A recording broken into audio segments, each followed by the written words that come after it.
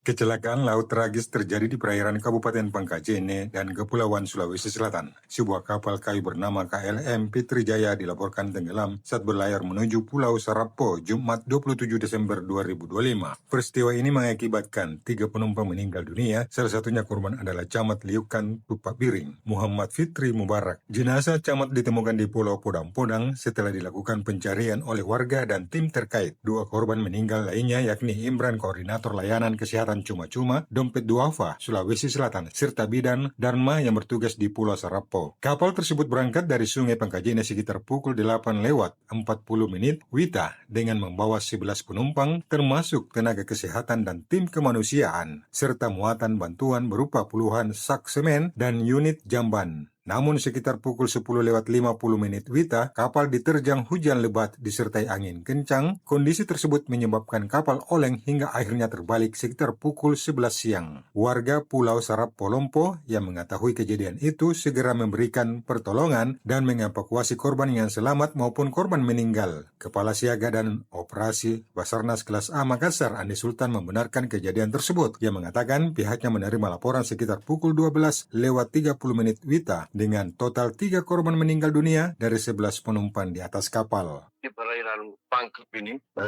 yang dimana kejadian sekitar dia berangkat dari Pulau Sarapo bawa bantuan dan pada pukul 04 berangkat pada pukul 08.40 dan diperkirakan kejadian itu pada pukul 10:50 kemarin hujan lebat disertai angin kencang di wilayah tersebut. Diterima info sekitar pukul 12:30 ya, kejadian itu tersebut mengakibatkan 11 yang ada on board di atas kapal itu 3 meninggal dunia. Andi Sultan juga mengimbau masyarakat agar lebih waspada menggunakan transportasi laut, mengingat kondisi cuaca di Sulawesi Selatan saat ini kurang bersahabat. Informasi selengkapnya dapat Anda baca di portal berita kami rri.co.id dan jangan lupa untuk mendownload aplikasi RRI Digital di Play Store.